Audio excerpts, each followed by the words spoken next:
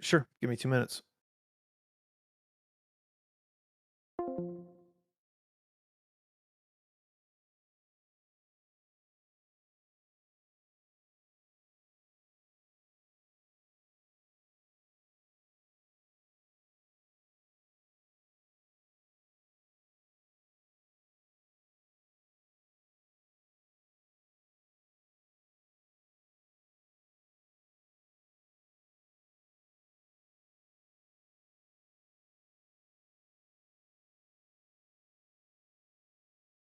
Yep.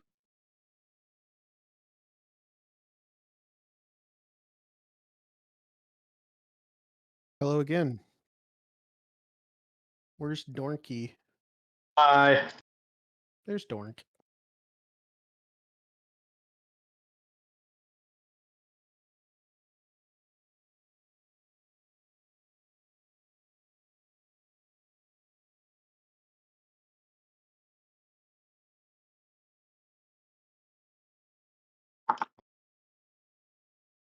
I'm so close to finishing this vibe coded dog shit that I'm working on.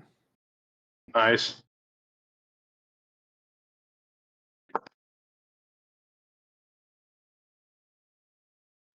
Whoever has to do this for their job, I'm so sorry. I mean, I can see I haven't tried Claude Code yet, although I'm intrigued, but I see now why Claude Code does what it does. It's pretty obvious. It's like, oh, well, if I ask it 30 times, the right answer might be in there somewhere.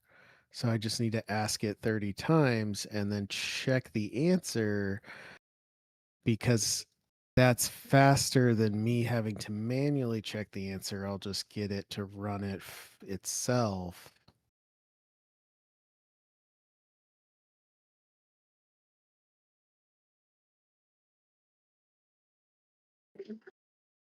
And it just so like 99% of the compute used by Claude Code is just creating incorrect code.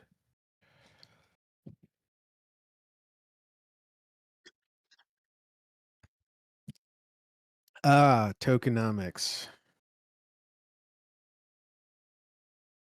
It almost sounds like brute force. It does, doesn't it? It has an air of brute force, I should say. Je ne sais brute.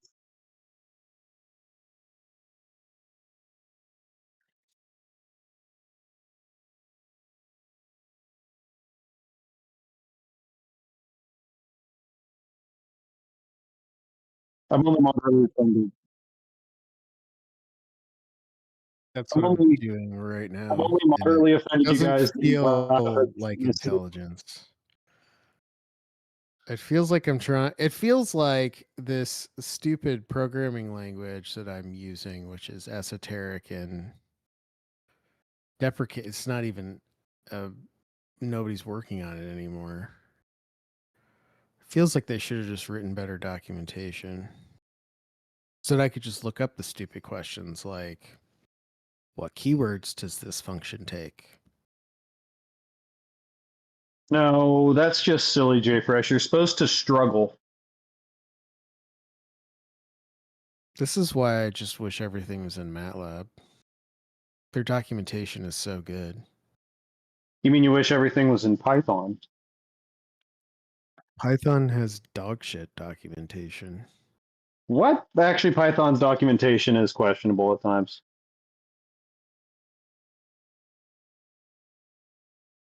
Like trying to learn Ma- about threading from Python documentation is fucking impossible. MathWorks MathWorks doesn't curate a programming language. They curate a library of information about a programming language.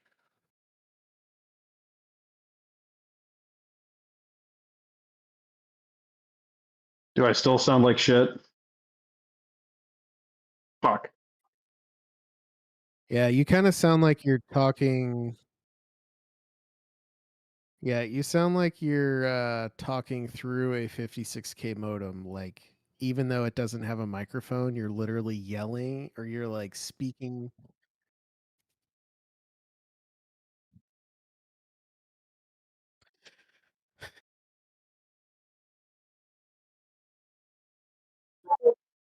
Fuck me, dude. It's the stupid fucking like Discord switches to like super low bandwidth phone mode. And I'm in my kitchen. I know. I know because you guys sound terrible to me too.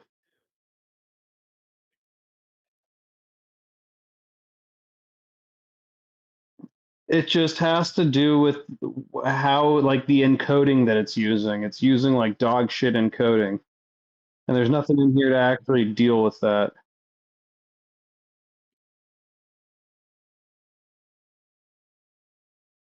Awesome.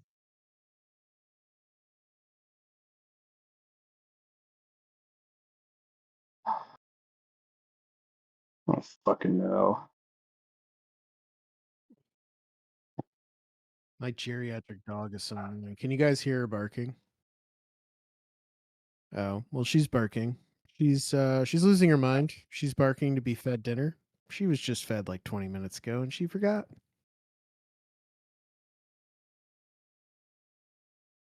That's my younger dog. He's a beautiful boy and he's perfect. He's also insane. But this is my older Shih Tzu pug mix. She's as ugly as a pile of shit. Sue. And also a beautiful lady, but she's lost her mind. She's also completely deaf, so she doesn't know how loud she is.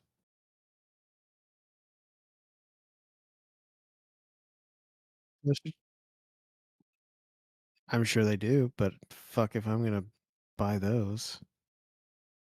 She's perfectly happy in her silent world.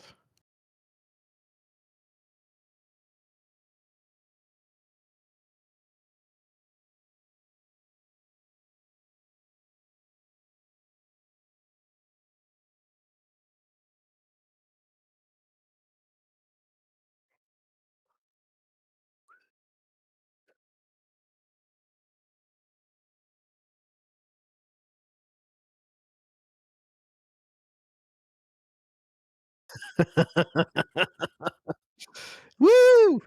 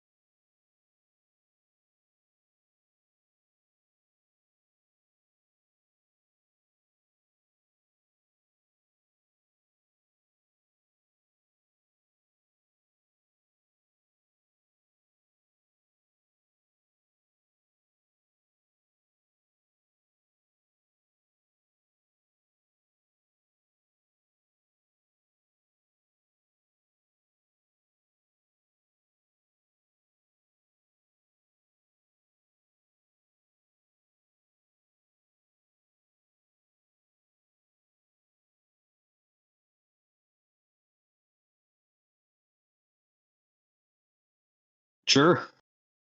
Yeah, there's so much to talk about because, I mean, there's an infinite number of ways to trade with this.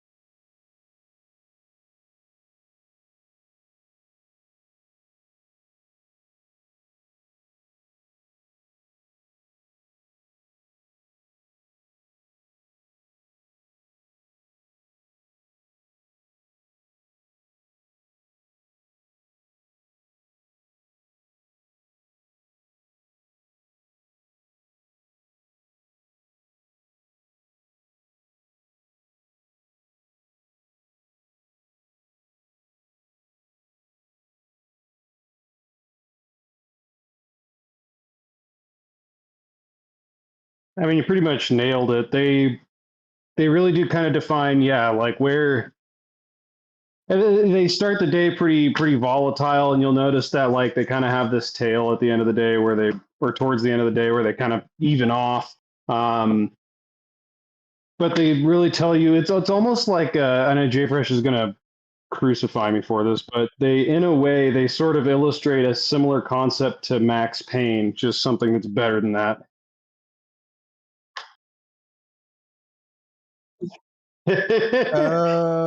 Actually, I kind of don't hate that.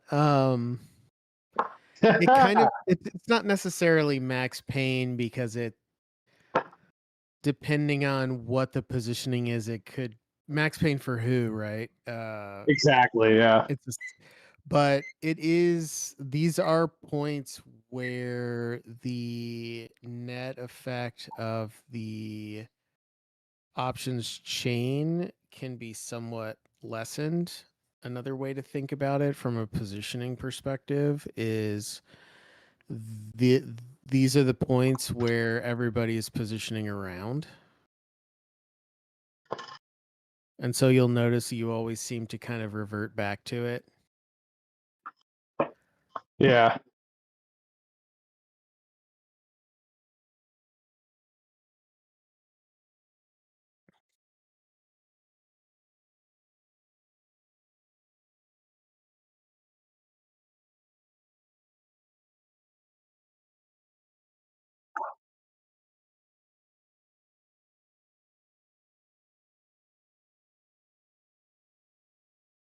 Yeah, and like yeah, so speaking of that heat map, just to kind of get people excited about that because it's coming along nicely. But I was looking at it today and at least, I hesitate to focus too much on it. One, because it's not released, but two, this really only apply what I'm about to say really only applies to SPX, like literally just SPX, not even SPY or QQQ or any of the big names, just 0DTE SPX. But you could see, I mean, what everybody wants on the SPX is they want to sell the tails and they want the price to be flat. And they got their wish today. But what you could see throughout the day is that everybody sells in a band, and they tend to start at the beginning of the day. They tend to start around the plus or minus 1 day implied move lines. So those are a good proxy for kind of where people are selling that stuff at the start of the day. It changes throughout the day, but at least the beginning of the day, it's a decent start. And what you saw, as people positioned around that, um, as you moved away from DF and GF, you could actually see, like, if you moved upwards, you could see call buying and put selling. And then when it flipped the other way, you could see the opposite. And then right before they flipped, you could kind of see like it would start to correct, right? So like if we were going down, what you'd see at kind of near the bottom is people would start selling puts, and then it just pop right back up. So people are trying to constantly squeeze that price in a flat line around their positioning, which happens to coincide with DF and GF. Now, again, that only applies to SPX, 0DTEs, but just an interesting example of the mechanics behind the scenes of why DF and GF kind of act as, again, yeah, Dork's right, it's not Max Payne, but kind of act as like the mean reverting area because everybody's positioning around those lines. Yeah, I said it's not Max Payne, it's better. But it's kind of in a weird roundabout way, it smells like Max Payne. It's just better. It's just better than Max Payne. Max Payne is fucking useless. I will agree with that. Max Payne is a superstition. Yeah. So I mean it's actually giving you what Max Payne should be instead of Does what Max anybody Payne actually use? is. I haven't heard anyone say Max Payne for like 2 years. Like literally, Dork was the first time I've heard it in probably over a year. Well, that's just because we live in a bubble where I have Oh. refuted the value of max pain over and over and over again to the point where people are afraid to bring it up in fear of being shamed by me. So people are still using it and talking about it like it's a Yeah, thing? I mean, there's like a million dipshit technical traders on YouTube with channels and followings that talk about max pain and trend lines and how trend lines are going to convert to future price action and all the usual shit. You know, instead of using technical analysis as a risk management tool, using it as a predictive tool, that kind of thing. Yeah. So yeah. that's still very I remember prominent. We're just shielded from it by my brain. Well, I appreciate you shielding me from that. I think it had to be something like 13, 14 years ago. I remember somebody getting drunk at their apartment in Chicago and them trying to explain Keltner channels to me. Oh God. That was before I realized that all of these indicators are all bullshit. Because I didn't know anything Most about of the the market. indicators are bullshit. Well, what's funny is a lot of these indicators just kind of, once again, I keep saying roundabout, but in a roundabout way, all they're really doing is dancing around the idea of. Hold on, be very careful about how you say most of these indicators, because it sounds like you're inferring our indicators are bullshit and not the indicators that you're shitting on. I'm talking about RSI. I'm talking about RSI and those things. Let me be Let me be explicitly clear about why I don't think what we provide could even be described as an indicator. What we provide are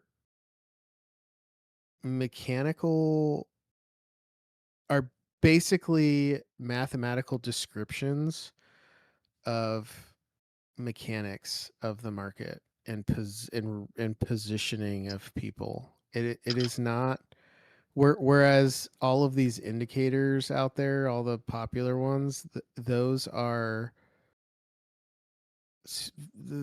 superstition, right? They're correlation in the absence of in the absence of information about the mechanics of what's going on. So they're extremely different, and it's been, I mean, one of the core things of everything that we've developed on this platform is it must be linked to some mechanical information about the buying and selling of actual people in the market. Yeah. I like to think of technical indicators as just being a tool that tells you lies about the past. Because they're all smooth. They all rely on prior data. Like our indicators are, you know, especially all of these are real time. So these are relying on current positioning. Mm-hmm. There are a few technical indicators which have value, like Stotch RSI or like VWAP, but that's it. I was going to say I actually really like VWAP because at least it is linked to like what strikes or what prices are most people trading most contracts or most stocks at, which I think is a mechanical link. So VWAP I would give an exception to, but most of them are just, yeah.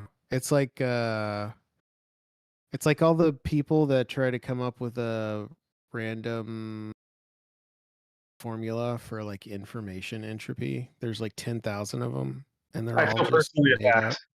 You should, because you've shown me some of those, and my first thought was, this is stupid, and Dork might be stupid too for thinking that this isn't stupid.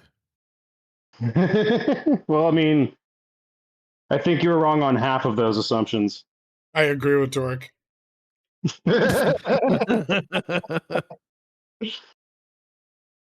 I think there's value in measuring information entropy.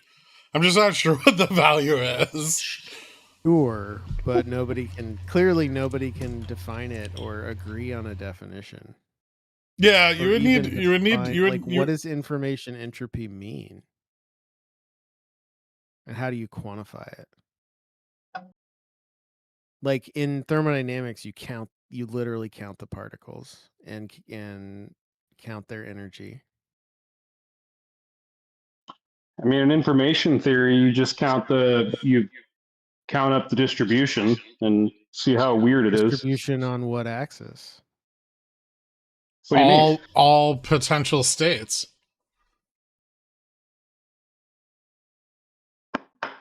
But what is the information of each state? You can't define it.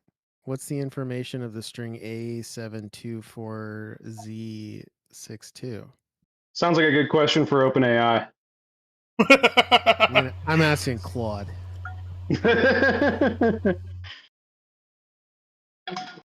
Anyway, we're off track. But yeah, I mean, I like to think that almost nothing that we've put together could be described as an indicator, but that's just me. No, and when I said, the whole indicator talk is just kind of like silly, and like you said, we've actually worked really hard to make sure that everything we do is not incorporating any sort of past information insofar as the market hasn't priced in that past information. So it's all current positioning.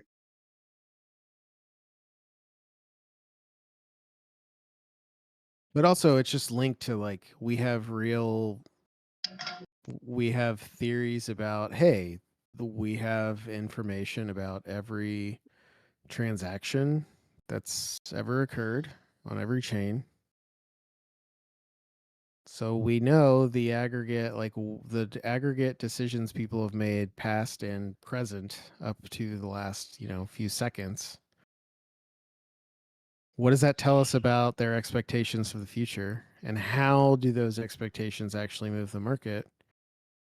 And we come up with hypotheses about that, and then we create measurements, and then we kind of play with them on our own on the back end to make sure that it is telling us what we think it's telling us, and then it gets shipped off once it passes that test.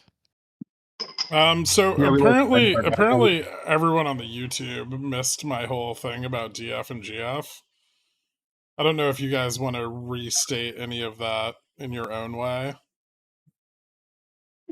Max Payne for options. No, it's not Max Payne for options. God damn it. Max Payne for options. Actually, Max Payne is options, right? Max Payne is Max Payne for options. So I'll kind of run through what I said real quick. Above DF, VWAP for options. Ooh, that's a provocative statement. That's a little closer, but also wildly incorrect. Above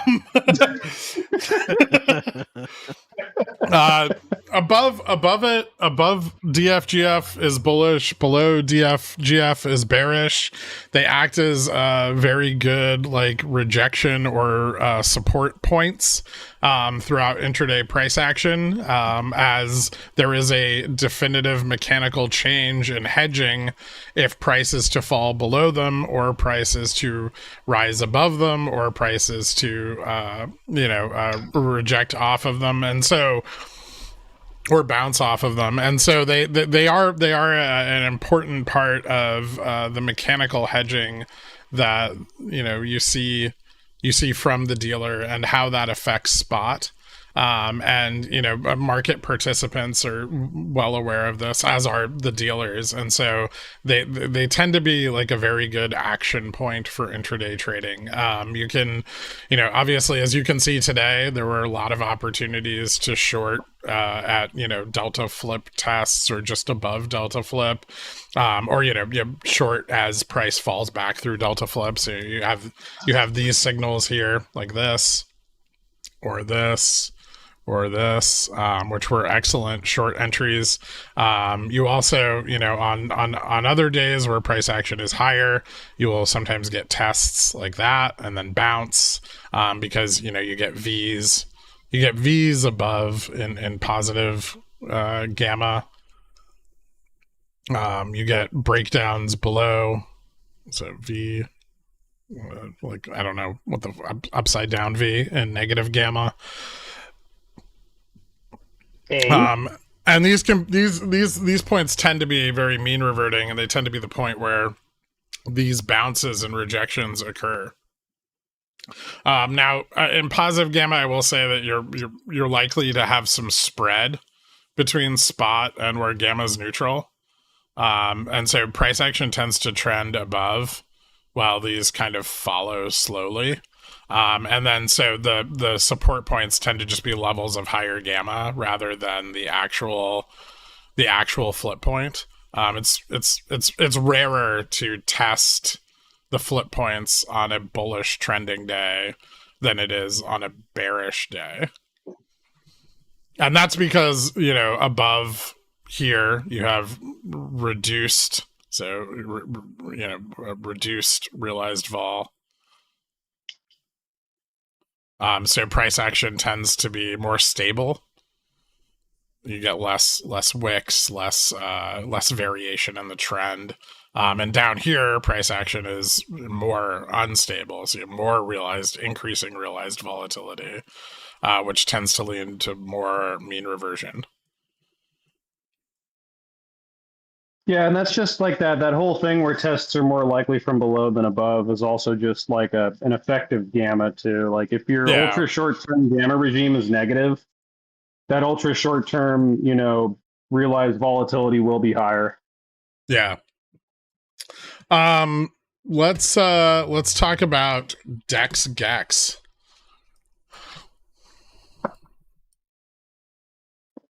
You guys want to talk about Dex Gex? This is really telling you kind of how far spot is over the window that you select. Remember, these windows can all be changed. But this is kind of telling you how far spot is from that 0 point. And how much effect that's having. So this tells you a lot about trends. If you look at this on like the 15-minute, a bearish trend will, see some continuation. As that picks up support, you can see the drop off and delta flattens out. And this is, as bullish positioning is kind of added.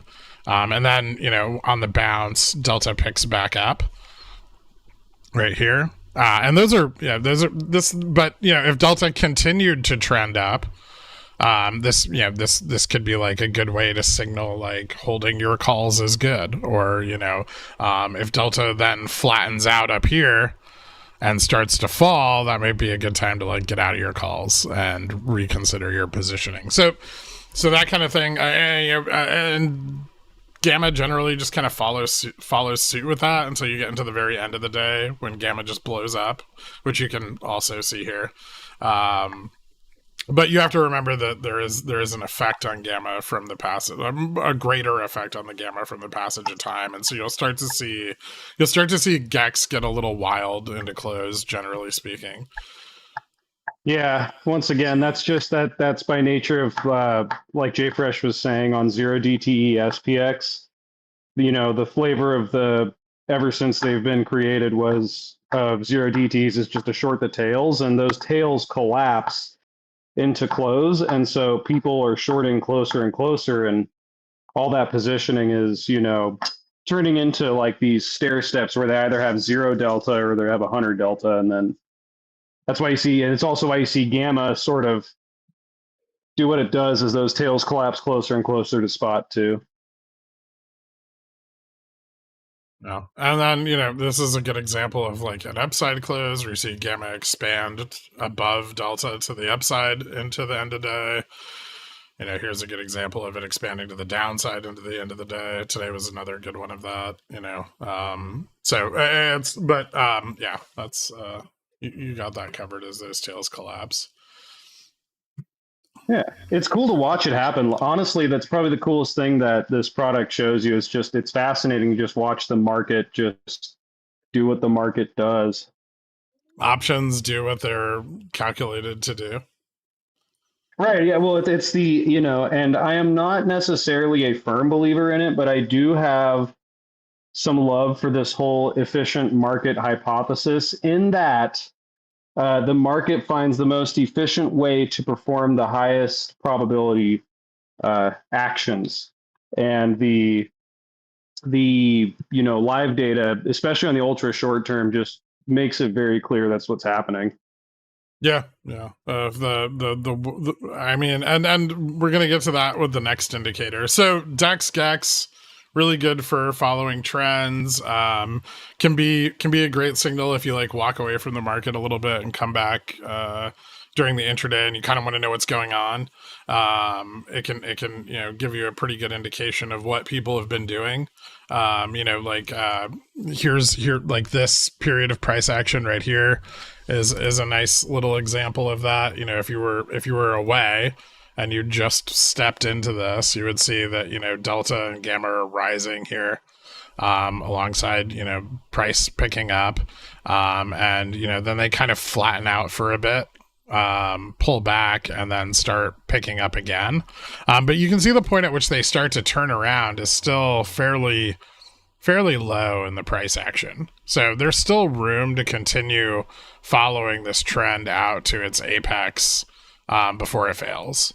And not a lot, admittedly. It is kind of one of the slower indicators that we have, but it can be used in conjunction with the other ones to at least give you an idea of what part of the process price action is in. Are bulls risking on or risking off, basically, or bears risking on or risking off, and it can give you a good idea of how that's been playing out over time. You can get faster signals of that, like here.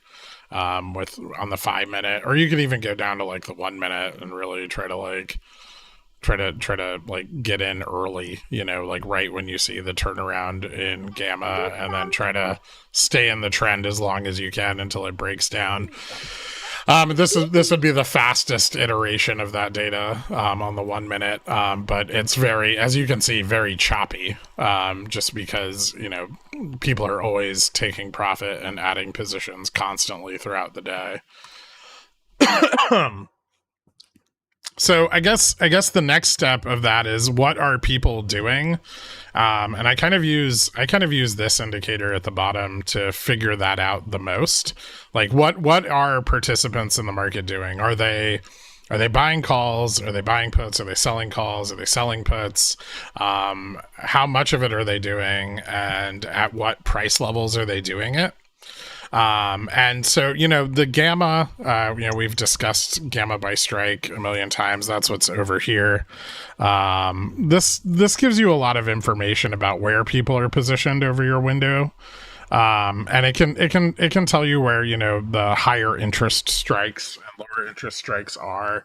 And, generally you'll have some kind of structure, or you have like negative gamma down here, below spot. And then you'll have, positive gamma, and then that picks up above spot. And, generally you'll have two high points, and you'll have some points in between that are lower. And, depending on where spot is relative to this, but spot would usually be like in the middle there.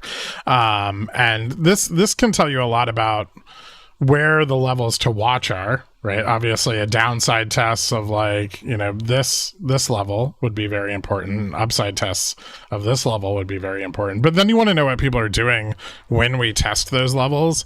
And that's what I use this for.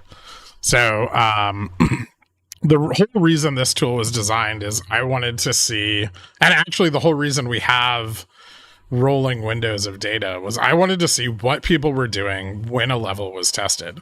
So I wanted to see okay, if we test gamma neutral, what's going on in the market, right? And so if we look here, we've got a upside test of gamma neutral here on today's price action, right? And then we start to see, call premium dip a little. And we start to see more calls, right? And we're also seeing put premium fall off here as well. So people are closing puts, and they are also selling calls. And you can tell this because the PC ratio over this window is dropping, so it's becoming more call heavy. And this is all call buying, right? You can see call premiums are rising. Price action is going up. So that's pricing calls up, and then calls continue to price up. But then, you get to this little point right here, and that call premium drops a little. And actually, if we go here, you'll be able to see it even better. And as that call premium drops, we kind of sell off. And I think this was news based, but you see the put premium rise, and people start piling into puts as we get into that bottom there. And then put premium flattens out, and people start selling those puts, and we bounce back up again. And so, each stage of this can be, like what people are doing at every level can kind of be defined by not so much net premium. That just gives you an idea of like kind of overall volume on options. But the call premiums, the put premiums, and the PC ratio are all very important. And this is also one of the only tools we have currently that can give you an indication of bought sold. So if puts are going up, so put call ratio is rising,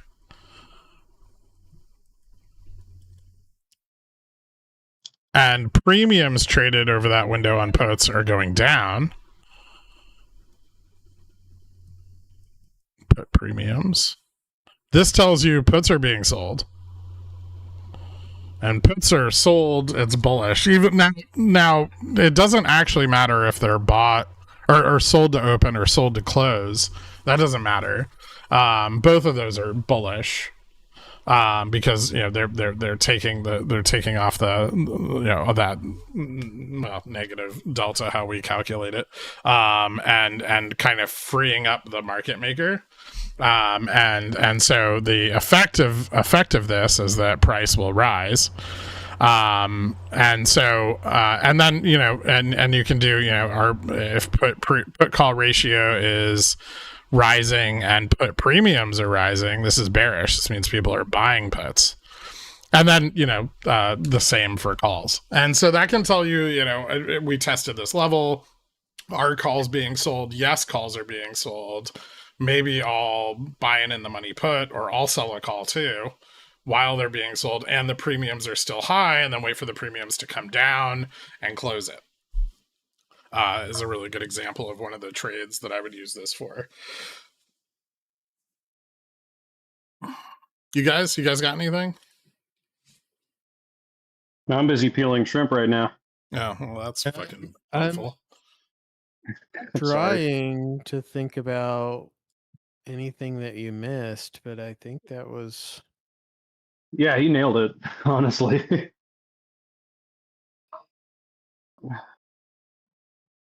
Yeah, I think it was pretty good.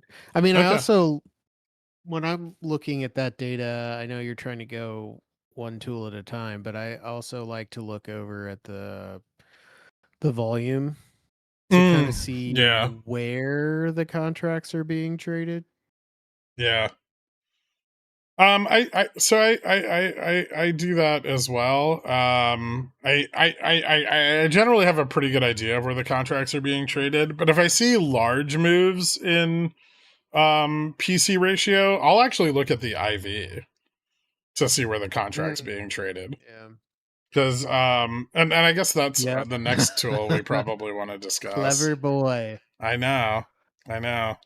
So over here, we have a live, during the intraday, we have a live volatility curve that gives you the volatility at each strike relative to spot. And they will appear as little dots with a line through them. And you can get an idea of what options are moving and when. Now, This tool doesn't have any kind of look back or anything like that. It's completely unaffected by the slider over here. It's always just live, and it's just telling you the live pricing. But what you'll see sometimes, if you look at this, is you'll see positions out of the money, especially. But as you move into the end of the day, closer and closer to spot, where you'll see moves in these little dots. And what happens, presuming everything's nice and smooth, like that, what happens is when these little dots rise, you get like this little area that'll be like a little bump. And that means the IV at those strikes is going up. So those options are being bought. Now those options are below spot. So if generally they're puts, and if you're seeing puts bought below spot, you can then confirm that over here and see if put call ratio is shifting up. And if put call ratio is shifting up and IV on puts is rising below spot, it may be that, you know, people are buying puts out here. Or almost definitively, people are buying puts out here. Now again, remember, it doesn't matter if they're bought or sold, or bought to open or bought to close, or sold sold God damn it. It doesn't matter if they're bought to open or sold. Like the bot sold doesn't matter. All that matters is that the IV is going up. So the IV tells you the bought and the sold. If IV is going down, those options are sold. So if you get, you know, a dip in calls out here, these calls are being sold, right? And then these puts are being bought. So lower IV is always sold. Higher IV is always bought. Now these could be bought to close. They could be bought to open. That's irrelevant. These could be sold to close, sold to open. Also irrelevant. Because the sold calls is bearish, sold puts is bullish, bought calls is bullish, and bought puts is bearish. So it's very simple. Yeah, maybe I'll spend a little bit of time talking about why open or closed is irrelevant, because we've mentioned it a few times now. Yeah, go for it. So, you know, when we say whether it was open or closed is irrelevant, the thinking is this. You know, market makers who are the intermediary between the buy and sell side always want to stay delta neutral, right? So they want to make sure that they have no risk on their books to changes in price. And so if let's say I buy a call from the market maker to open.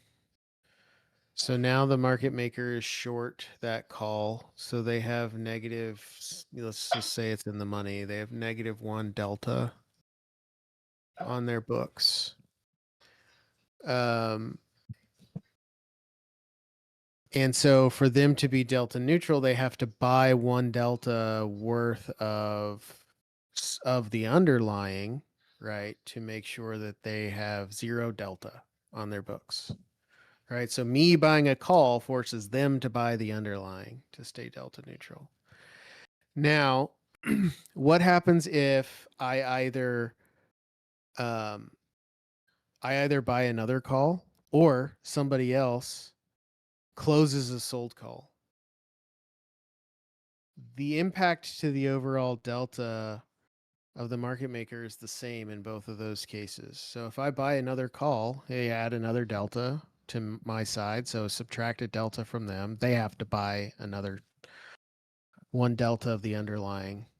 If somebody had a sold call that was open and they closed it, well, they've still added -1 delta to the market maker by buying that call to close it. So it's the same change in delta that you would get either way. So that's why we say whether it's open or closed is irrelevant when it comes to dynamic market making. Now, I think this is really important because a lot of people, when they think about options and how that affects positioning, you know, a lot of times we talk about gamma. And gamma is really important because the market maker's delta will change as the market fluctuates. So the market can fluctuate because somebody's trading something completely different than options, which would cause their delta to shift because of that gamma. So you can think about gamma is how the market will respond to a static options chain, one that is not trading.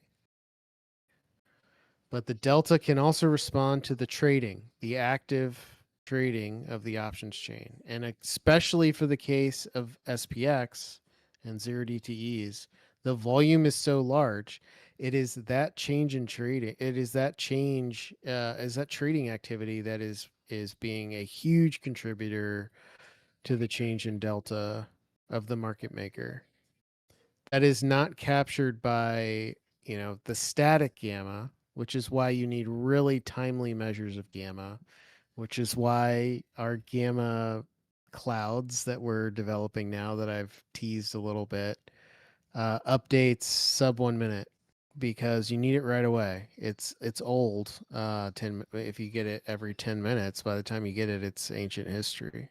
Yeah. Anyway, that's my spiel on why bought sold doesn't matter, and why, dynamic trading is important to keep track of in a timely fashion. Yeah, and what we tried to do with these tools was give the user the best idea of what is going on in the market right now. And to that way they can make the most informed decision based off everyone else's positioning for their own. And I think we've done, a pretty good job. Obviously, the heat maps will be a big step up in that information. And if I get to do what I want to do with them, it's going to be a huge step up in that information. But then we're not going to give them to you, so we'll see. But yeah. And so without bought sold mattering, it allows the trader to really focus on what's happening, where it's happening on the chain, via volume here, and via IV, and what that positioning is to make a decision about how they want to position. And I think that about sums it up. Oh no, we forgot Gex. So this is going to be Gamma by Strike, except unlike the other live data page, where we have it for the full day and the full chain, this is going to be windowed. So you'll see the changes in Gamma relative to the window that you're looking at. And this will almost always be displayed as a bar graph. You'll have some of your negative gamma down here, and then you'll have spot, and you'll have some of your positive gamma up here, depending on where you're trading. Obviously, you could trade further from the positive gamma, obviously, or you could trade more deeply into it. But this is very important for defining levels that matter. If spot's dropping, down a ramp towards negative gamma, it's going to likely continue until it tests near that level. Now, getting over that level is very difficult. And we've talked about this endlessly in almost every representation of gamma on a bar graph. But basically, and I'll kind of reiterate it here just so we have it on record one more time. Gamma acts a bit like gravity. As you approach big piles of it, they have kind of more gravity, and they tend to both pull price into them and trap price, but getting past them can be very difficult. And so when you get larger moves in the market and you get big changes in options pricing, it's generally when gamma or spot moves past one of these larger piles of gamma, because the hedging demand shifts, and it shifts rapidly. But most trading throughout the intraday session is done in kind of like this little range here, up and down, and understanding how it's very easy for spot to travel in this range, but very hard for it to break out of these ranges is really important for defining the moments when it's best to look at these tools that you want to use. So, if spot is very close to here on the downside, let me erase some of this crap I've drawn. This is support, right? This is going to act as a support. Then you want to see what's going on. Like, what are people buying? What are people selling? How are options moving here? Because if it continues down, it's gonna dump. But it's more likely that support is found here and that you get mean reversion back towards the high pile of gamma to the upside. And so understanding this is kind of like your map of where everyone's positioned, and it gives you a really good idea of where to look for support and resistance levels and where to possibly enter those trades that you're looking at taking. Yeah, anything for the gamma by strike that you want to cover? Yeah, I'll add another thing I like to look at too. I know a lot of people that use our service like to use the live data to enter into butterflies and iron condors and things like that.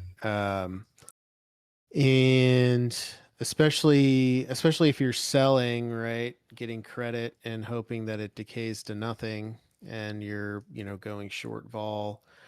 We also plot on that curve just what gamma is by strike. So it's just like a normal distribution looking thing. And that can be useful to tell you kind of like how far out how far out on the chain away from spot where you might have, some good meat on the bone to sell, right? Because if you're too far out on the flat parts on the fat tails, like everything's just worthless there. And so you're literally, taking on a ton of risk to make almost no credit. And so you can kind of use that to figure out, okay, where am I going to be most sensitive to, small changes in price and, get some decent return on my sold options.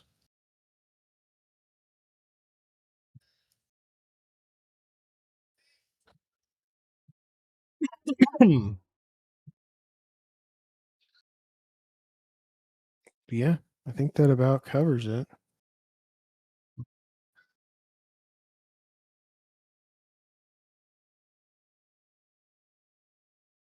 Yeah.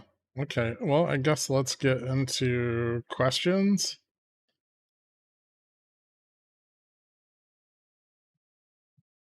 Yeah. Where did Dork go? Did he just leave us? I think he's shucking shrimp. Oh. Why is it taking him so long? It's like 2 seconds He's per shrimp. shucking a lot of shrimp. I don't know. I buy him shucked chicken. Yeah. I don't Shucking. buy them deshelled, but they're usually like they split the shell. I mean, you just grab the little fucking legs and rip it off. I thought you didn't like shrimp because they're bugs. No, I love shrimp. Oh. I'm not a big fan of crab. Hmm. Yeah. Too much work. It's like, no, it's just like sweet. I mean, I'm not doing any work to eat crab, but like I just I don't know. I don't like the sweet flavor of the meat. I like lobster. I love lobster. Hate crab. Yeah, I don't know. Lobster's just kind of meh to me just because it's like also a lot of work and just doesn't really taste like anything. I don't know. I do like a lot good lobster roll, but that's probably mostly like the bread and the butter and all the other stuff on top of the lobster. Yeah, I was gonna ask if you've been coating your lobster in just huge piles of butter. Well, yeah. Okay. I'm still All right, not so feeling it. before we get to questions, there is a call out that I think Epic Pen wasn't working over on YouTube and some of the other streaming platforms. Yeah, everything's fucked. I'm Nope. well aware. I saw Okay. that. We'll have to do it again next week. All right. No. Uh, No, we can I'll do diagrams for the individual videos at some point. But Okay. All right. I'm going to start off with reading some of these questions. So And if anyone has any questions, feel free to just hit me up on the different channels, and we'll work to get these added. So, and hopefully Dork Everybody comes say back. hi, Ron, hi, producer Ron. Howdy. All right. What's the best way to trade 0DTE SPX using the live data feature? Profitably. Ooh. I mean, I definitely went through several ways to trade the live data already. Yeah, I mean that was kind of what this whole thing was about. So yeah, that's kind of, it seems like a if you pointless have question. Find out your own ways. whoever, I mean, you can watch the yeah, shit, and you've got 15 days of historic data at any given time that you can go back through and look for trade setups that you might like, and then test them yourself. yeah, I've been pretty good the last few days of looking at some of the data again that we haven't released yet, but we will soon. I'm excited about, and identifying when it's time to walk away and stop looking at the market because it's just going to go to the right for the rest of the day. Yeah, so there's all sorts of things you can find just looking at the data, understanding that it is telling you what people are positioning for. Perfect. And next question. Have you done any back testing on 0DTE SPX strategies using live data? And if so, can you share any results or recommendations? I think this is kind of piggybacking off that first one. Dirk's done a I lot. have, yeah, but I'm not sharing any of that because Yeah, like it's mine. he loves to post his 20 trades, 20 wins statistics every so often. I'll see him post one of those beauties. Yeah, those are fun. Futures trading with SPX data. Yeah, he'll be like, dude, watch this, and he'll just like trade futures using our data, which is insane, and he'll just nail it. It's like the same thing. I mean, right? Like they just hedge everything Yeah. with, like, everything's just hedged with, like, that's where the delta comes from, is ES. So Yeah, right. Yeah, so somebody does something on the options market and then they go and hedge, but you're front running someone. I mean, if you've watched all of these roundtables and understood everything to this point, the days when I like 100% futures, I'm literally trading changes in dealer delta based off of our data on ES. So basically, I'm assuming the dealer is going to sell here or buy here, and then I'm buying in line or selling in line with the change in delta I expect to happen. And I'm usually trading, like, the reason I have so many trades is I'm usually trading like, like it's like a 2 point or 3 point move in ES, but like I'm trading that move over and over and over and over again as SPX spot tests relevant levels. Yeah, so there you go. You got a little bit of free extra alpha out of him. Yeah. Well, I mean, you got to figure out how I get that information and put it all together, but it's there. So, Yep. I seen him do it. I seen it. everyone's seen me do All it right. because I brag a lot. But Never. I watched you show me like the actual. Yeah. Well, that's different. Well, yeah. All right. And for those don't that are make them wondering, jealous. I did confirm that Dork's still alive. He's, I think, working on his shrimp. So No, he he should could just be back shortly. couldn't work with us while he worked on his shrimp. That's nice. I guess. I He don't know. eats dinner from 4 to 9 p.m. I want a vacation from work because I'm making shrimp. Yeah. All right. Next question. When trading IV and DEX GEX in RTD V2 to get a feel for momentum and shifts in it, can spot IV's value, like for example, 0.32 or 0.18, tell us how far out we should watch for out of the money IV changes? So, for example, on SPX, I've noticed there are some boring days with relatively low spot IV, where a large spike in far out of the money IV at the tails doesn't really matter at all. On a higher IV day, though, that spike of 10 strikes away might foreshadow a large move coming later. So look at the gamma curve right below it. Yeah, I not even just the gamma curve. I mean, this all falls back to the: are you in a positive gamma environment, or are you in a negative gamma environment? And that's very important to figuring out when those big out of the money changes in implied vols matter. So basically, what he's talking about is we have that IV curve. And he's seeing like, we're getting like a big bump in IV out here, spots down here. IV is always lowest at spot, and then the further you get out of the money, IV goes up. And so, he's saying that he's seeing the curve, kind of move like that to the downside of spot. And so, this is telling you that these strikes, the IV is increasing, but on a low IV day, low realized volatility or, positive gamma. So that means above the gamma flip. This is going to matter less. Below the gamma flip, however, this can be very indicative of something.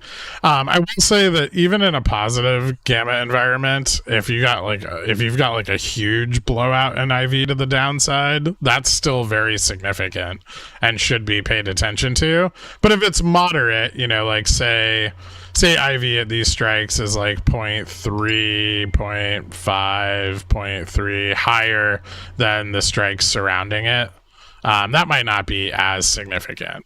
And so the amount of change in that IV is also very important, not just the idea that IV is changing. I will say that when using IV, I find the most pertinent information to be at the money. And so like if we look like here's a strike, here's a strike, here's a strike, and here's a strike, right? And then we have spot in the middle. And this is especially true into end of day, but this is true throughout the entirety of the day. You will notice that these two strikes are generally level if spot is trading in between them. Let's say this is like 0.18. This is also 0.18. Now, if this shifts to 0.2 or it keeps shifting and this spread widens, this will start to look like that. And you're literally looking at like at the money skew. So, or, this one shifts higher as like 0.25 and this, shifts down. And you can see if people are fighting over spot, if there's a purely directional interest. Sometimes you'll see both rise. So you'll see this at like 0.23. And, it's not as severe, but people are both buying the put here and buying the call here. And this can be, or sometimes they're buying both puts, and that's why we use PC ratio to determine what's actually happening there. And you can also use volume as well. But this can kind of tell you which way the market is pushing spot, and sometimes you'll see that increase perpetuate out through more downside strikes. So sometimes you'll get like a little bit of skew like that. And then you might get, the out of the money options stay kind of flat. And that's, sometimes that's, or vice versa. And sometimes that's telling you like these options are being sold, these are being bought. And this type of pattern generally appears after a large directional move, one way or the other. You'll see this pop up because people are selling the out of the money option. Right, like on a drop, the first thing that happens when you find a bottom is people sell puts, and then immediately after selling puts, you'll get like a little green candle, and then you'll see people buying calls. And what happens to the IV at the money when that occurs is the out of the money IV on calls to the upside of spot spikes, and the in the money or out of the money puts to the downside drop. And so the IV at the money, like that little line, will shift up. And sometimes it's one or two strikes, sometimes it's 3 or 4 strikes. It really depends. But that can be like a really good indication that bulls are trying to capture the capitulation of the puts. So they're trying to sell the puts while they're still priced up, and they're trying to buy the calls while they're priced down. And then vice versa on an upside move, you'd get a shift in the at the money IV that looks something like this. And then into close, where you're just fighting over, maybe 3 strikes, and spots at the center strike. Sometimes you can use this shifting up or down, or this shifting up or down as an indication of direction. So say you're sitting on a big pile of gamma. Well, spot doesn't like to close on big piles of gamma, which we saw at the end of the day today. This was 50, and that was the biggest pile of gamma, and we shot back above it because spot likes to fall to either side of those large piles of gamma, likes to close at low gamma levels, ideally. That's what the dealer wants. And so if spot's on a large pile of gamma, it won't want to close there. And so watching the strikes to either side of it can be a good indication of like where spot is even likely to close. Right. So if you have, say you have gamma out here that kind of looks like, like this, and it's got a real low point, and then higher gamma there, and then to the upside of spot, you kind of have like high gamma, and then lower gamma out here. So if you see IV rising down here below spot's here, sorry, spot. If you see IV rising to the downside, it's very likely we close here where the low gamma is. If you see IV rising to the upside, then it's very likely we close here. And that can, especially when it's like that last candle and we get that like big, like $8 move or whatever. A lot of that can be kind of telegraphed by this. I will warn, however, that if gamma is hugely negative, spot like tends to just get stuck on it. That's another kind of closing condition. And then also, if gamma is relatively flat around spot, which is rare for end of day, usually you have higher strikes. But if gamma is relatively flat, like over a series of strikes, I mean, you can really kind of just close anywhere in here. Sometimes you'll get like a squeeze into end of day, and all of the gamma at all the strikes will be relatively high, because everyone's just buying everything they feasibly can. And then, spot can really just close across the whole range. It just depends where it gets rejected.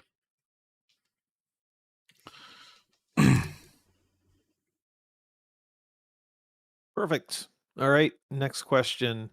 Are DF and GF based on naive assumptions? Yes. Yes. Perfect. Thank you. This one's a little more out there, but probably worth covering still. What are some other bullshit indicators that are out there? What other bullshit indicators are there? Oh, I mean Fibonacci's. There's so many. Yeah, Fibonacci's. I mean, Fibonacci's are literally a natural ratio being applied to a chaotic system. It's the most ass backward attempt at using math from something on something else, with no thought given to it at all. So yeah, Fibonacci's are a big, I hate those. Do we want to expound on the naive assumption? I know we've talked about it to death in the past, but in case we have different viewers here, I'm wondering how loaded that question was. We get this question a lot, and I've definitely gone over in the past so often. I even have a speech written about the naive assumption. I believe the naive assumption, and I believe the other people who built this with me agree. Over time and over extensive testing for trading, not for necessarily analyzing each position, but for trading, I believe that the naive assumption is better in practice, because it's not only robust, but it's falsifiable. So it doesn't lean on any fragile or hard to verify inputs, or like proprietary conditions that are an unknown to the public. It just has very, very, like, these are all things that can make bought versus sold gamma models look really precise and like like they're doing the right thing by giving you bought sold, but they kind of embed a lot of layers of assumptions that are not testable. And the bedrock of trading is finding a trade that is testable and repeatable. And that is not something that a user can do without a condition that is constant. And so the naive assumption gives you that constant condition. It tells you that, these are all assumed bought, these are all assumed sold. And that gives you something that you can test against. And whether that's true or not, whether they're bought or sold, like we pointed out earlier, a lot of times that doesn't matter. And then you don't have to worry about who designed the calculation behind the thing that I don't understand because I'm not given the calculation in the first place.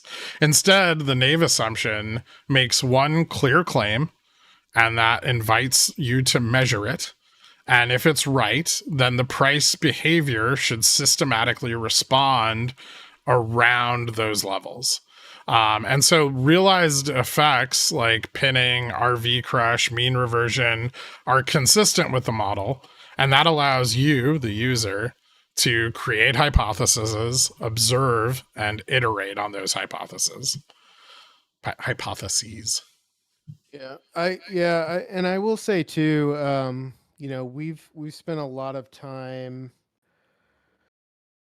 because we're so interested in getting at the guts and the mechanics and knowing as much as we can about what people have been trading. I mean, the clouds that we're gonna release in the near future here is an indicator of bought sold and does have to make some assumptions, and we are actually making assumptions that are a little different than a lot of other people are making, and I don't know how we feel about giving that away. Not less about giving away stuff to our users. We don't care about that. I want to give you everything I can, but giving it away to other people and who could use that for their own gain, or some competitors and things like that. So, but I will say, one of the things we've been looking at as we've developed this is, how does this compare to the existing data that we already provide, which is largely built on the naive assumption? And you'll notice I said, I dropped a couple of comments about this earlier, when I was talking about looking at the sold gamma on both the call and put side with our new stuff. It kind of matches up pretty nice with the 1-day implied moves that we already publish on the charts that come just from the IV curve, right? So you don't necessarily need, it's good to know, at least for SPX, it's nice to know that, hey, everybody's selling calls and puts all day on it. So everything's pretty sold. And that's not going to be true on other stocks. And, that will be made more apparent as we release this on more tickers. But yeah, I mean, it's in most things, it's pretty complementary. It's not like a superior product that that makes what we've already developed obsolete or deprecates it. It is just it's additional information. So yeah. So again, I don't know if your question was loaded at all. I just know we get that question loaded a lot. So if you were just looking for a yes or no answer, sorry we gave you all that too. But yeah. Cool. Next question. So I got the part about the live decks, but can you slow down the part about live GEX? How are they different from the gamma and delta flips? Ooh, this is fun. Okay, so part of live decks and GEX is they are clipped to the window that you're looking at. So if you're on the 5-minute window or the 15-minute window, they can be trimmed relative to those. But always, no matter what window you use, they are telling you the distance from that level. So if you look here, it's a really good example. You can see that gamma moved positive briefly above this white line, which is 0. And remember, delta flip and gamma flip are the 0 point in dealer exposure on the 0 DTE contract, which will be important for another question that I read later on. So DFGF, these are 0 DTE values. But as they get closer, as those values get closer to 0 from negative, you see they move above that 0 line and they move above the flip. And as spot gets further from 0 and those values become more negative, you see they go down. So it's really just giving you the amount of exposure relative to that 0 point in either direction.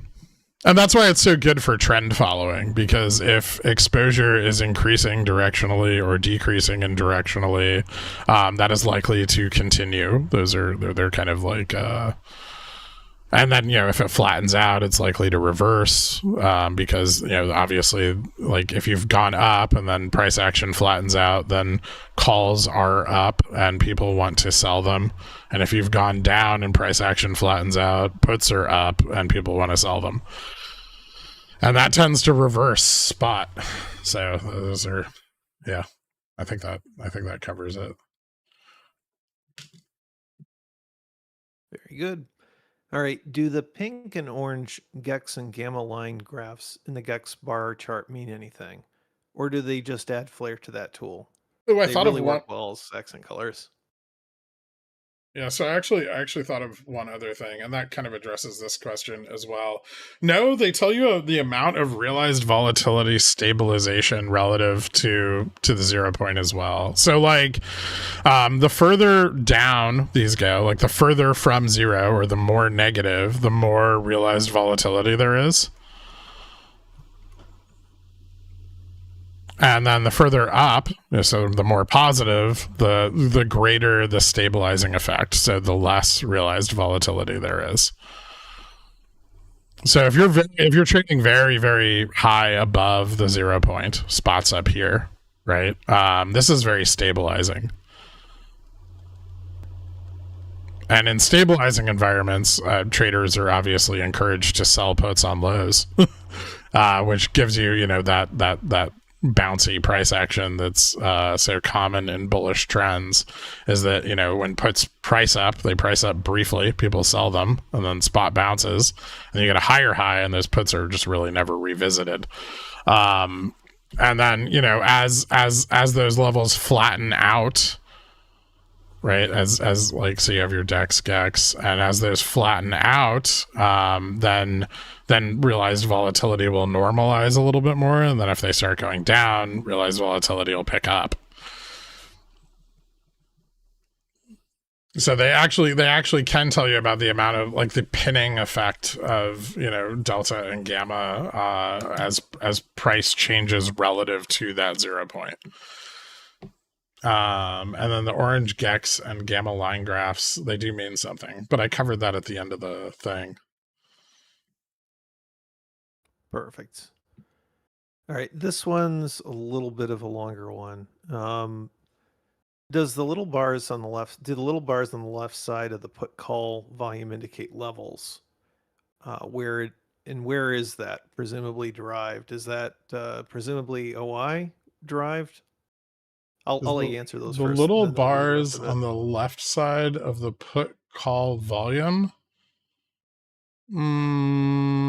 Yeah. Oh, do they mean here? Those are put and call. Those are put and call volume, and those are the 0 DTE chain plus the opening OI.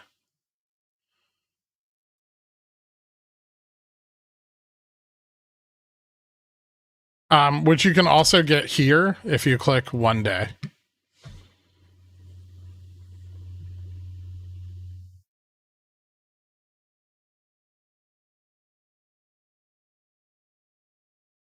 Perfect. And again, like I said, this one's got a few things in it. Are these the only tools by which you derive what the market is doing live?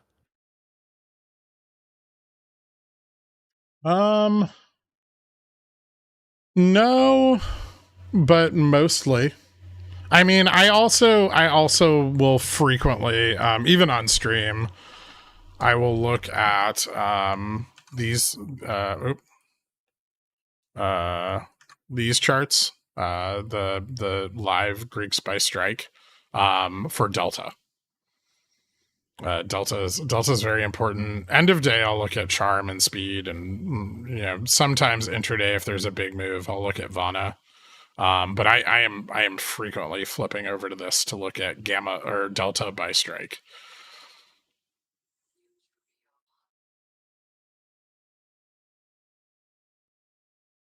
Perfect. And generally, they just wanted to offer some thanks for the drawing and the notes. They said that they felt that this one really helped a lot. So thank you in advance. No problem. All right. Next question. Would there be any signs of a sell-off? We're sort of waiting for looking like in the GEX DEX premium or call buying example. Like if the straight closes again, is that just the bottom graph that would get widely diverging, or where would we see that? Well, I mean, if the straight were to close again in like an official way that transferred into markets as a risk off type scenario, the first thing you would probably see is that IV out of the money would rise. So you would get like bearish skew. So puts would price up. And calls would flatten. I would say that would be the first sign. Would be you would get some put skew, and then the next thing is you would probably see out of the money put volumes rise, which you would also see here in put call ratio rising and put premiums rising. And then you would probably see DEX GEX flatten out and then start to decline. So if say the market had been trending up at the time and DEX GEX were rising, you would probably see them flatten as this repositioning occurred, and then you would see them dive down. And then even more so, you would probably see DF, because that's a very bearish event. DF would fall under GF, which is basically like the delta supporting spot collapsing. So the market maker's exposure to gamma out of the money is increasing and the delta supporting spot is collapsing to lower strikes. And that tends to be what occurs there. Is so if I guess I should cover this because I haven't. If you have DF and GF trending up, hold on, I gotta change colors a bunch here. If those are trending up and they kind of flatten out, and all of a sudden you'll see this is what you'll see happen on bearish news. You'll see that happen. And when this happens, this is bearish as fuck. So that's almost always a really bad indication. And this is basically like puts are being bought to close, like sold puts. I should put sold puts bought to close, and then more importantly, in the money calls are being sold to close. Because this is where all the delta is all on the in the money calls. So if the delta collapses, that's very bearish. There is another one though that you get that's super bullish, and that is if they're both trending up. Now this can happen whether DF GF are trending up or down. So on a day like today, if like delta almost collapsed on that drop, right? But sometimes, that will actually, like that delta will actually cross over. And that opens up more downside because it means like one of the structurally supportive levels has broken down. You usually see that on down days when you squeeze out the sold puts. So something very stereotypical of price action on SPX is you'll get a low test and you'll bounce. But then if you retest that low, everybody sold puts here the first time. And so a lot of those sold puts are still open, right? Because they benefit from theta decay. They don't generally close on the bounce. And so when they get retested, if they collapse, you'll get a new low. You'll squeeze them out. And then you'll see this fall off, like this delta fall off, especially if calls were bought at those levels. It is a little more common to see it in a positive gamma environment, but you can see it on down days too. The other thing that happens, and this one's super bullish, is that sometimes GF will cross to the upside of DF. And this is like people buying shitloads of out of the money calls.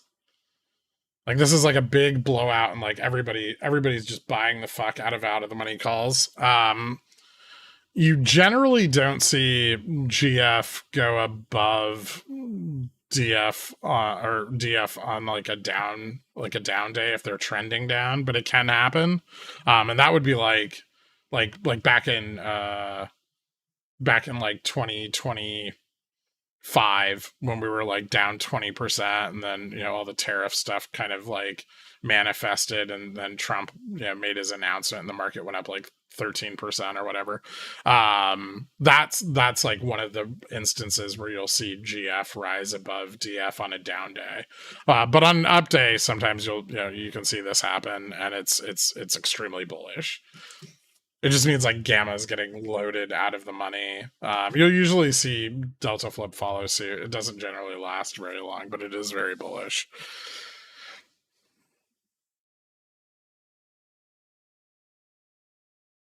Cool, thank you. And I see we got Dork back. Dork, if you do want to take over questions, I'm all good with that. But otherwise, we'll go to 11, which is if PCR is rocketing up, puts are being bought, and when PCR is rocketing down, I'm assuming calls are being purchased. Is that correct?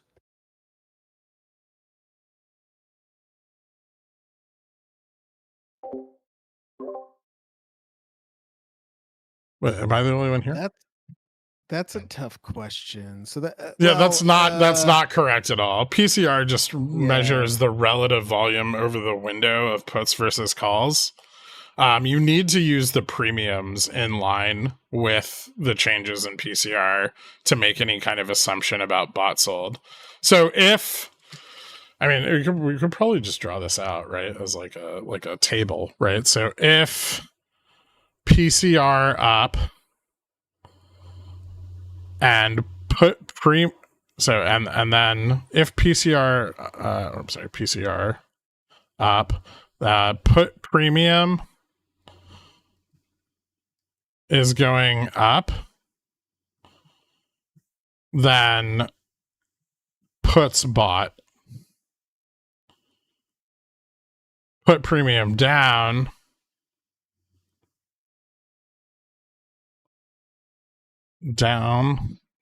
puts sold, and then if PCR down,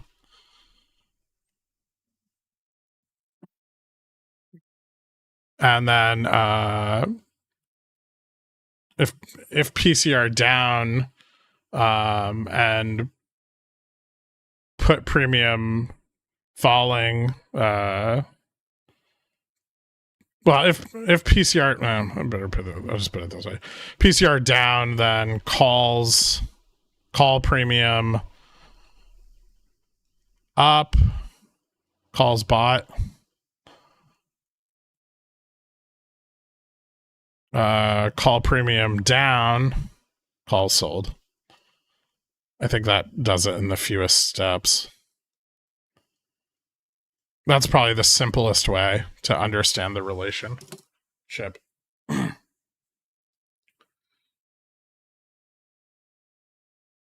Perfect. All right, this next one, it's a little bit out there. So I'm just going to ask it though. When you think of live data, do you think of trying to catch a flopping tuna? No. Sorry, I missed. Do you think of trying to catch a what? A flopping tuna, like the fish. No. When you think of live data, do you think of trying to catch a? I'm not sure flopping what the fuck that tuna? means, but no. Is this from No, but Popcorn Trader? I'm gonna try it tomorrow, and I'll see how it makes me feel. I mean, are they saying it's like tough to hold on to like a point? I don't know if this is like bullshit, like just like a joke, or like an actual like question about like once you. I guess I'll just answer both. No, I don't. And then also, once you understand the way participants in the market and dealers react to different price levels and different conditions, you know what to look for in the live data to confirm your bias one way or another, and you'll learn to tune that skill. It takes a while. It's not easy, but over time, you know, it will make a lot more sense the more you use it. As long as you understand what each tool is telling you, you know, you will get a sense. Someone made a joke, and you just crushed their soul. Good. All right. Well, I don't know if it's a joke or they're just like bad at I asking know. questions. I think it was. Yeah, I don't know. I did ask for, but anyway. Next question. I don't always pay attention to what time frame you guys have SPX on. Do you prefer the 5 minute over the 1 minute, or the 1 minute over the 5 minute, and why? I usually use the 15 minute, and then sometimes I'll switch to the 5 when I expect reactions to occur. So, like on an upside test, I will switch to the 5, or a downside test that is more volatile. You know, if we get like a big bounce or something like that, or like a big drop, then I will switch to the 5 minute because I want more near term information about what's going on with price, because I've probably entered like a reversal position of some sort, and I want to see if that's breaking down and we're going to get continuation in that direction versus a rejection from the resistance. I want that shorter time frame data, but on trends I want to look at a broader time frame because I want to ensure the stability of the trend that I'm already in on. Yeah, I like the 5 as well. Sometimes I'll look at the 1, but I almost always kind of regret it just because there's so much. Yes, it gives you like the most. Sometimes I'll look at the 1 minute if I'm just looking at the volume and I'm just interested in seeing like what did somebody just trade. The last 5 minutes of the trading day, sometimes I'll look at the 1 minute. Yeah. Sometimes, but even that, I'd kind of still rather see the prior 5. The 5's, yeah, the 5's a pretty good snapshot of what's just happened. Yeah. Is the IV for a strike the average of the put and call IV for that strike? Yes. Ooh, this is a only one calculation IV. question. Yeah, Yeah. this is yes, there's only one IV. If somebody is quoting you multiple IVs They're an idiot. for the same strike, there's something wrong. Because that would open up an arbitrage, which, you know, those can happen. I mean, I guess if you're dealing with a really liquid chain and there's nobody there to like, you know, make sure that that arbitrage is closed. But the arbitrage that it, Okay, Dork, you sound so bad. Yeah, you sound like you're talking through a 28.8 modem now, not even a 56. Yeah, how do I sound now? That's You better. sound a lot better. Okay. Yeah, so the arbitrage that would be opening up is interest rate arbitrage, which again for like 0DTs, how much interest are you really going to be able to grab? But also, why would the IVs be different if there's no interest to grab over one day? Yeah, so look up put call parity. It is like, you know how people use butterflies and things to ensure that options pricing is arbitrage free, like butterfly pricing. Put call parity is another one of those. This has to be everybody's maintaining it. And yes, people have identified places where it doesn't quite hold in certain situations, but everybody's looking for it. You as a retail trader are not going to ever find any meaningful put call parity arbitrage, and you should not expect it to show up in your data. No, so I was as I was saying when I sounded like garbage. The arbitrage that you're seeing is most likely not real, right? So if you're let's say we're looking at it like Tootsie Roll option chain, right? You're going to see that arbitrage there. But the reality is that that's just the market maker being like just having a crazy wide bid ask and keeping the actual like fair price of the option obfuscated. Yeah. So you're not going to arb away that on fucking Tootsie Roll. You're just not going to get a fill. I mean, what's happening is wherever you're getting this data, they're not enforcing put call parity when they're calculating their IVs, and so they're just giving you bad IVs. Where are you getting this from? What I'd be so interested, maybe so many like, follow places. up. But yeah, if you want to follow up and message us in the Discord, we would love to hear whose data is shittier than ours. It always makes us happy. It does feel good. All right, here's your next question. Why is gamma neutral offset from the gamma flip? Ooh, I got a little diagram already for this guy. Perfect. Woo! Why is using the weekly contract as a base? What to do with 0 DTE GN, 0 DTE flip? Thanks. Okay, so these are all like cumulative, right? So you start with the 0 DTE where you have delta flip and gamma flip, right? And then you can then you have the weekly contract where you have GNW and DNW, etc. And then you have the monthly contract where you have GNM and DNN, etc. And then you have the combined values, which is where we net them all together, and you get the $ SPX values for gamma neutral, delta neutral, so GN, DN, etc. And basically, gamma is highest here, and here, and lowest, lower here, and net here. And then delta is highest here on the AM contract. This is the SPX AM, and then this is the $ SPX that we have in our ticker list is the combined. But basically, they're all cumulative. So right now, spot closed below gamma neutral on the weekly and gamma neutral on the monthly, and below gamma flip on the 0 DTE. So it tells you that over the entire chain, gamma is negative. But the other day, we had a situation where we were kind of in between a lot of these.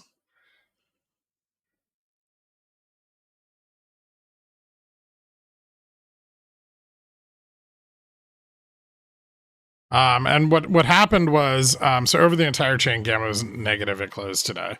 What happened was, we were above GN on the monthly, and we were below GN on the weekly. And so this is, you can kind of figure out exactly how much gamma exposure there is by looking at the $ SPX ticker. And you can get your total gex there. And figure out, this math without doing it. But basically, you have negative gamma here, say it's like 23 billion, and positive gamma here, say it's like 6 billion. So your net gamma is, negative 17 billion, right? Which is not as bearish as being at negative 23 billion. But it's still bearish. And so that's all relative, right? And so you move above the GNs, and like gamma is picking up on both chains because it's split. And on the 0 DTE, I mean, just being above it is generally bullish enough because there's so much gamma on the 0 DTE chain because it's all expiring at the end of that day. So gamma flip, in order of priority, gamma flip is probably the most impactful to spot right now. Gamma neutral on the weekly and the monthly are more impactful over time. And then delta is kind of the reverse. So delta neutral on the monthly contract is the most impactful, with delta neutral on the weekly contract being a little bit less so, and delta flip being even less than those.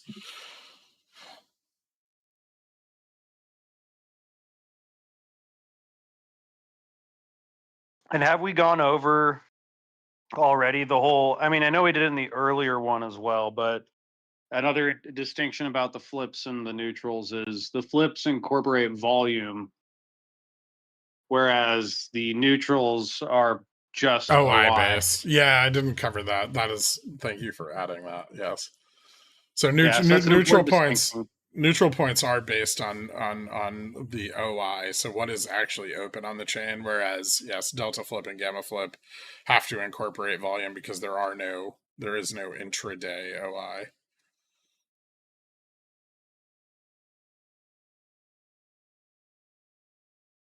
All right. Next question is actually a little bit out there as well, but I think it's more grounded. There's an ask if each of you could kind of give your favorite BS misconception on how the market works. Who wants to go Efficiently. first? I can go first, or JFresh, or whoever. Efficiently. The market is not efficient. No, it's not. I agree with that one. The market is designed meticulously in every way to transfer money from people with less money to people with more money. And every aspect of it is so I would argue that it's very efficiently designed from one side of things. From the structural, like the infrastructure side, the market is very well designed and efficient. It's just inefficient for participants. Yeah, I think the way to put that is the market may not be efficient at pricing, but it sure is efficient at transferring money. The markets are designed to be extremely illiquid, even though everybody says that the markets are designed to be liquid. Another way to state what Girk just said is that all of the rules and all of the structure of the market is designed so that large people can move large positions without affecting price. Yeah, yeah. Which is illiquidity. Well, it's designed to the market. Here's an even better one. The entire market is designed to obfuscate illiquidity. Yeah. Yeah. Yeah, I think that's the best way to put it for sure. Yeah, but it's kind of by design too. I mean, that's why like the whole purpose of the OTC markets was to make sure that, big players wouldn't get sniffed out by, someone who kind of saw what they were doing. But yeah, I mean, my biggest misconception about markets is I guess it has to do with this idea that markets, and this was something that I think Greenspan maybe like thought about, was that, markets were the ultimate pricing machine. And we should, like, in terms of, or maybe it was, I forget who, but the whole idea that markets can efficiently price in all of the information given to us at any given point in time, and thus they are the most accurate reflection of our reality that is available. Yeah. Kevin Warsh just came out and said that that's what he believes. That's who it was. It was Warsh. Yeah, Warsh said that, and I think that is inherently flawed. Just look at GameStonk, or any other fucking stock out there that's doing nonsensical things. I mean, like to be fair, that correctly showed irrational exuberance and memery. Right, but when you look at markets, if you were to believe them as an indicator of, say, economic performance, then inflation should be somewhere closer to 5%. And I don't need you to go on the diatribe about how inflation is actually higher and they're hiding the numbers in productivity. We're We're all well aware. Yeah, I was gonna say is inflation's 5%. like closer to like 6 or 7%.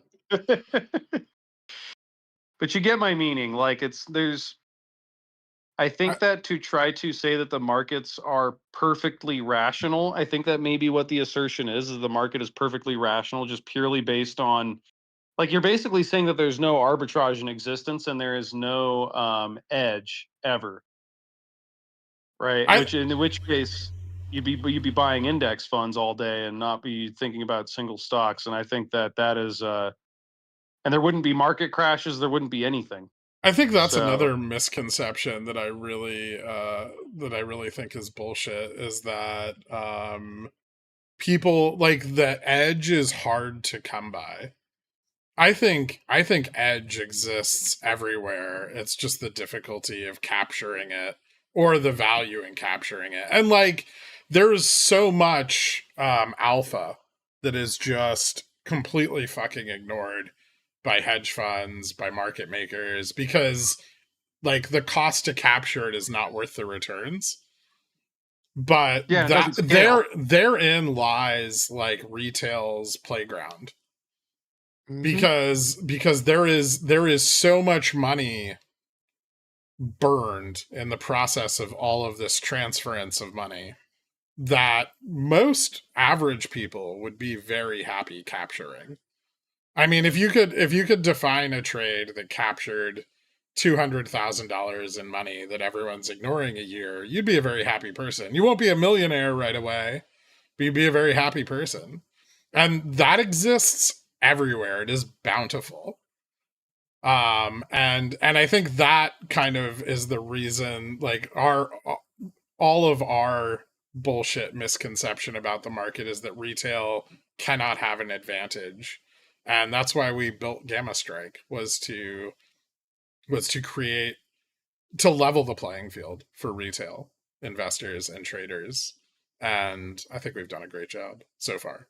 Yeah, and also just give it like, just not be assholes about it. Like, give it to people for a reasonable price and Make sure the do data a is good correct. job. And we Yeah.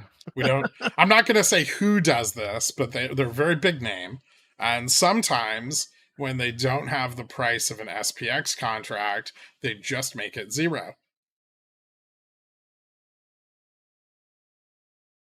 You Cool. guys can guess. Free contracts. Just start at the top of the list of, and then just end there. Of retail Robinhood? data providers. No, they're not a retail, they're a broker. I mean, unfortunately, but they are a Okay. broker. Yeah, not retail data providers.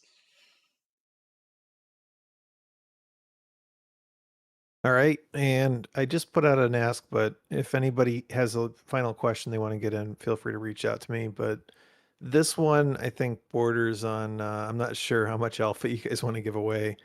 But here's the question. What would be the best way for somebody who understands everything separately, but maybe not fully, with also including real time? Basically, they indicated that they wanted to build a pricer and a delta edging algo, just not trying to spend a year of vibe coding for nothing. Delta edging or hedging? Those are very different things. I'm assuming they meant Delta it says edging is when I buy 0 delta contracts 2 minutes before close.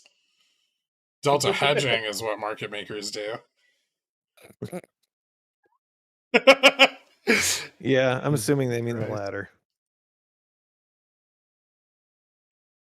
I mean, the thing you're describing is immensely difficult.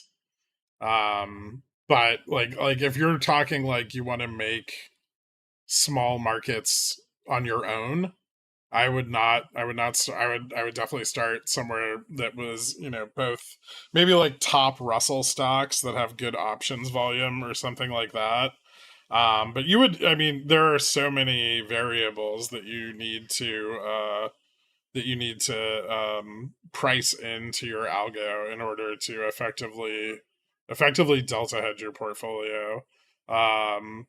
You've got to price in all of the Greeks, and then you also have to you have to not just first and second order, but like the third order ones, and sometimes you could even get blown out beyond that, depending on how volatile that instrument is.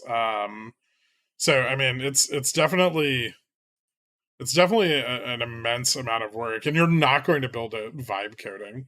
I'll tell you right now. It's the guys who build those algorithms are, top of their field software engineers, with years and years of experience. Like, they're so good, FANG companies can't afford them. And they do it under contract for millions of dollars and swear themselves to secrecy. So you're not going to replicate that quality of code with fucking Claude. Not even after a year of vibe Some coding. money, Claude.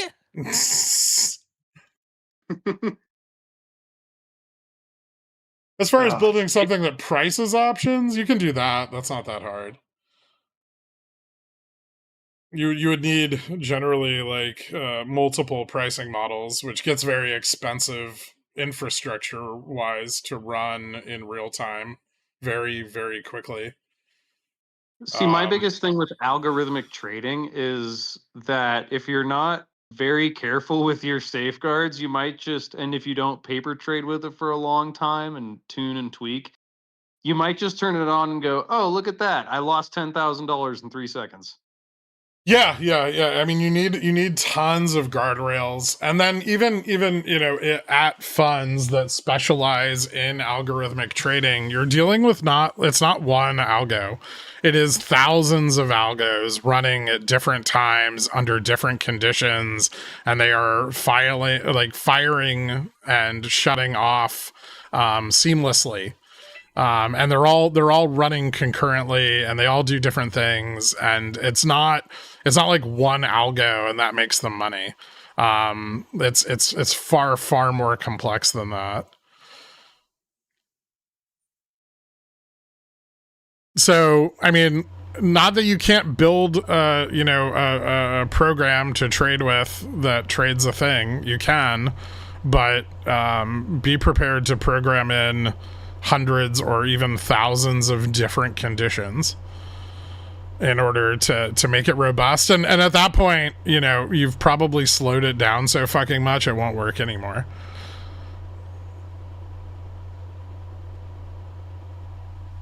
Yeah. There's people who do it. Yeah, there are. Not to try to discourage you, but to make you aware of the complexity of the task. Yeah, it's not as simple as just buy. I mean, it can be as simple as just buy and sell, but those kinds of algos are already all over the place, and your odds of, like, at that point, you may as well just have like a MACD trader and not be doing something like doing all this delta stuff. You'll just end up basically MACD trading in terms of your success rate.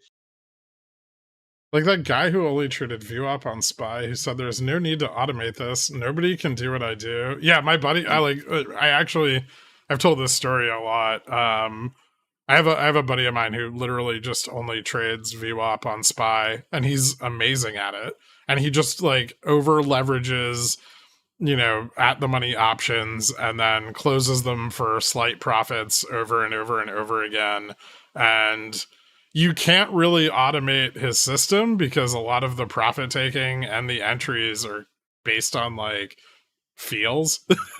Like he's not very good at defining it. I've built things that trade better than him, but what he does is very, like, specifically what he does, while it can be beat, it is very hard to replicate exactly that with an algorithm.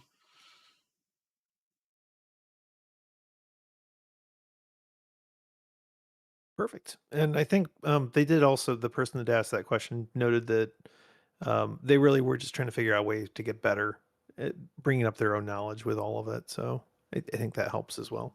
Yeah, no, I mean, I think the process of building those and finding out why they suck is very, very valuable.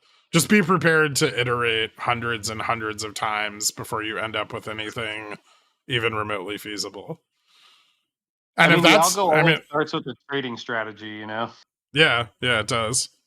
So, I mean, if you can define a trading strategy in code and have it execute, you are ahead of most people.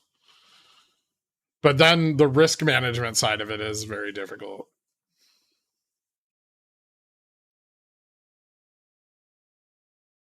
All right, I think that wraps up our questions. Just double checking everything one last second.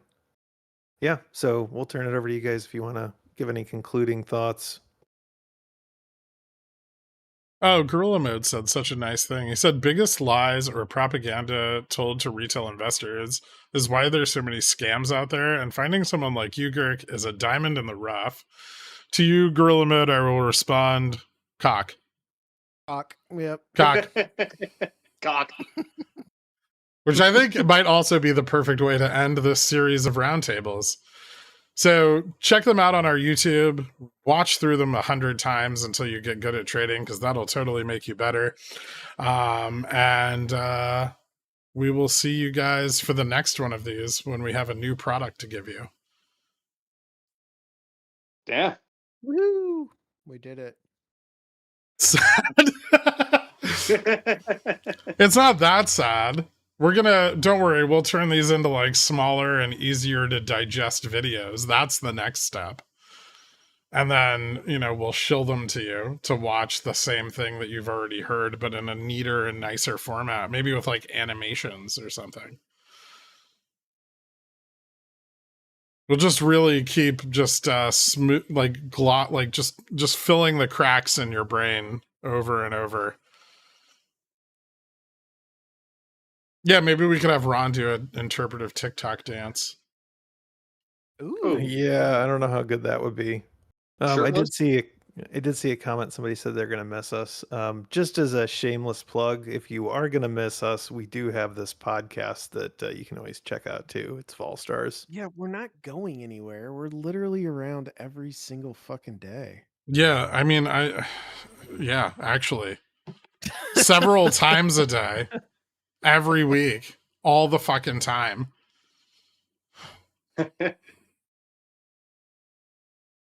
So we're not going anywhere. Just done with the roundtables for now.